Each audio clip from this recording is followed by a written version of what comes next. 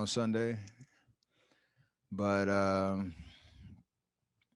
you can't lose sight of the big picture in terms of where people had us at the beginning of the season, what we were dealt with injuries and youth inexperience, inexperienced lineup changes all year, and we're two fourth quarters away from being a 7 or 8 seed. So it's weird all the way around. But we had a good little session in the locker room after the game where everybody's sick to their stomach, disappointed and frustrated that this is the end. This is how you're going out, but um, it's okay to pat yourself on the back for doing something that really nobody thought we could do. So I don't think there's any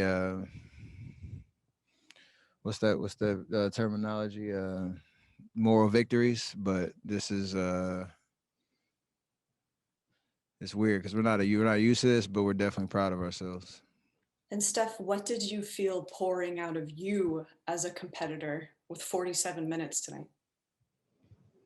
Just give yourself a chance to have another game, whatever it takes. So especially with the way they were defending me, LA last year. I mean, last game. Just keep grinding, keep pressing, trying to find opportunities, and they come back from whatever 8 down in less than 3 minutes, and overtime. Have an opportunity to win. It's all you can ask for. Not gonna sit here and say I'm happy by any stretch because you want to get the win, but it was an amazing experience. And again, something that you take a poll at the beginning of the season, nobody thought we'd be here. Next question is from Anthony Slater. Yeah, Steph, I know the loss is obviously fresh, but as you look towards the offseason, I don't know if we're going to get a chance to talk to you in the coming days. What changes do you think kind of need to be made moving forward, and what path do you want this franchise to take heading into next season? I have no idea. I'm sure Raymond Ritter will get me some time to process what just happened and talk to you guys in depth about the future. But I got nothing on that right now. Wes Goldberg, Bay Area News Group. Steph, for the last several weeks, you've been talking about making this season mean something. Now that it's over, do you feel like it has? Yes and no. I would love a playoff experience and 7-game series and see how we respond to that challenge. But we got I call it 3 playoff games. The last game of the season and these last 2 play-in situations. Sucks because you're down 1-2. Let's go on a run. But it's not how it's drawn up in terms of the format. And now we have 3 months to rejuvenate, retool, come back next season, whatever that means. So it's these last 3 games, including the homestand, I'll call it 9 games have been, or 8 games have been pretty awesome in terms of the sense of urgency and us understanding who we are. And I mean, look, we played 8 guys for damn near 22 games. Like, we left it all out there. I can't sit here and say I'm not proud of every single guy that was a part of that because that's hard. You can nitpick any team throughout the course of a season for not living up to expectations, but there's a lot of heart that was, shown down the stretch to even give ourselves this opportunity. So, 39 and 33, 2 playing games to try to get in, didn't go in our way. So, have to process that, but super proud of everybody. Marcus Thompson. Steph, you at the end of the game saw the same 2 or 3 defenders. Can you talk about what that was like all year, seeing a full season of the concentrated defense, and maybe how that impacted your. Kept me sharp because I played well. Every game, knowing that you're gonna get thrown the kitchen sink at you, it's fun. It's exhausting, but it's fun. There's a challenge every night of how you're gonna get yours while also open up space for other guys, finding our rhythm offensively, and I don't think I've put together a run like that with that much attention in my career. So it's a really rewarding experience. And like I've talked about before, it all comes back to the work that you put in the off season. So the great ones figure out a way to adapt and understand what the challenge is and not complain about it, not make excuses, but just go out and hoop. And that's what I really locked in on. All season, but especially since the All-Star break. And there's some joy and fun in that because the conversation is how they're going to stop you, and you found ways to keep that question unanswered. So I appreciate that challenge, even at this point in my career, knowing everything that I've been through, this whole team's been through. So take some time off and get right back to the work. This summer. Can you win that way? Can this team win at the level you expect that way? With you seeing those type of defenses? I hope so. I mean, obviously, that should work into your favor if they want to defend, like that over the course of a season, especially in the playoffs. I wish we'd had the opportunity to show that in the series, but if I'm in the position that I'm playing the way I did all year this year, it might not look the same numbers wise, but that aggressiveness and that attention, of course we can win that way.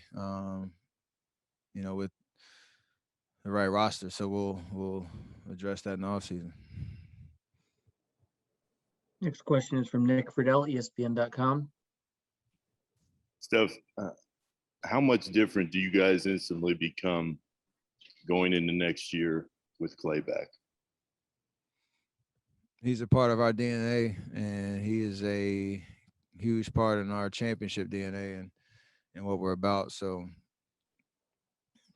I mean, you saw him tonight. He was chirping and up on the sidelines, knowing he misses that environment. So I know, again, he's going to do everything in his power to get back to 100%, knowing what he's been through the last 2 years. There's a lot of support around him to help him get there, but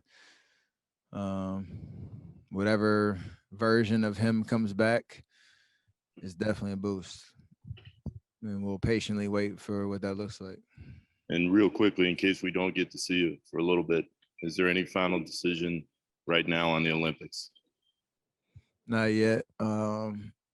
Obviously, everything was geared towards extending the season as far as possible. And honestly, I know there's a lot of conversation and chatter about what the logistics and the setup is and all that type of stuff. I don't know what that looks like from Team USA. So I'm trying to gather as much information and make the right decision for me at the end of the day. Does the end of this season change that at all? No. This is still kind of a quick turnaround no matter how you look at it. Considering we've been grinding every day, every other day for the last 5 months, 6 months almost, since November. Next question is from Logan Murdoch, The Ringer. Steph, for the last 2 years, you guys have been, kicking the can down the road and saying, oh, well, next year we're going to be back. Next year we're looking to be back. Does it give you any solace that you will have a lot of pieces back next year, and next year will probably be, or what you want it to be, the year that you guys probably return? You can start talking like that now based on how the outcome is tonight, but you never cheat a year or cheat a season by saying or focusing on anything but the moment. So I get that there's the 30,000 foot view of who we are as a team and what we're used to in terms of firepower and that consensus that we're who we say we are going into a season and how people view us inside the league, media, whatever. Those conversations are going to pick up now, but you know, there's a lot of uncertainty and decisions that need to go into the summer for sure. Let's keep it real about, you know, how we become that team again, and you know, we'll figure those things out as we go. But you know, right now it's still fresh, this journey we've been on, you know, since November. And you know, the guys that I've been able to suit up with, there's been a lot of growth and development. And again, from 15 wins to where we are now, it's not what we're used to, but it's a step in the right direction in terms of getting back there. Next question is from Janie McCauley, Associated Press. Hi, Steph. Did it feel like every time you guys got in a rhythm or hit a big shot that they had an answer, Morant or somebody else came up with a big play? And even despite that, I mean, to see what Jordan was able to do in the closing seconds, passing the ball and shooting, what did that mean to you? And to see the contributions from Juan down the stretch too, and the new contract. I mean, how special were those things? I mean, everything was special about this year. Again, because you're always a prisoner of the moment, but your expectations kind of change and shift from time to time throughout the season. I clearly remember somebody picked us like 14th in the West, you know, coming in preseason polls or whatever the case was, is after Klay got hurt. And it's like, we all know that. And you go through the season, you got Wides, you got KO, new guys, you got some young guys trying to make it an opportunity throughout the season. JP, Juan, like you said, have taken tremendous strides throughout the year. We've had some injuries. You know, D-League goes out with COVID. We're down to 8 guys for the last, you know, almost quarter of the season. And we find a way to give ourselves an opportunity to talk about playoffs, be about the playoffs, and have a shot to get in there. And, you know, when it doesn't happen, obviously it's frustrating, but we're like I said, I'm proud of everybody that was a part of what we accomplished this year. And you can talk about individual stuff. You can talk about the collection of guys that were out there this year. I mean, this last little stretch and what we didn't have, what we lacked, but we did have a lot of heart. And, you know, the 2 guys that you mentioned exemplify that to the fullest, and just didn't go our way. I don't know how many different ways to say it, but it was a special year, all things considered. And a new experience for me, Draymond Loon.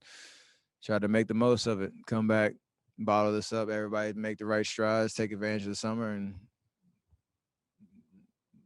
you don't want to see us next year.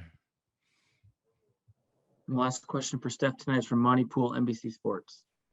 Steph, and I asked Steve about this. Obviously, turnovers hurt you guys the last couple of games, and he said that fatigue may have been a factor. What do you think were the factors? Is fatigue a factor here, you think? Because you guys rode pretty hard with that 8-man roster. Yeah, we did. I think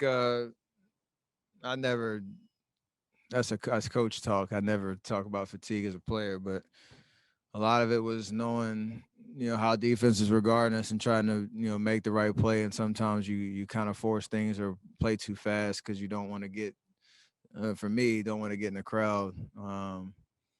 And, you know, we played the number 1 defensive league in LA, and, you know, a really solid defense in Memphis. And, you know, there were some pivotal, you know, turnovers that, you know, bit us a little bit, but I think the intentions were right, and we were trying to, you know, make the right play. And sometimes it doesn't go your way. So, you know, that is something to nitpick for sure. It's a part of the game that you have to have solid possessions and get solid shots. But I loved our aggressiveness and our, you know, intentions. And a couple of those plays go our way. We connect on some of those passes or whatever the case is, you know, sure up some of those handles. We keep a little bit of momentum, or we gain some momentum, but it didn't go our way. So that's something that, you know, as players, we definitely hold ourselves to a high standard and understand, you know, in games that matter, you do have to be solid with the ball. Didn't go our way.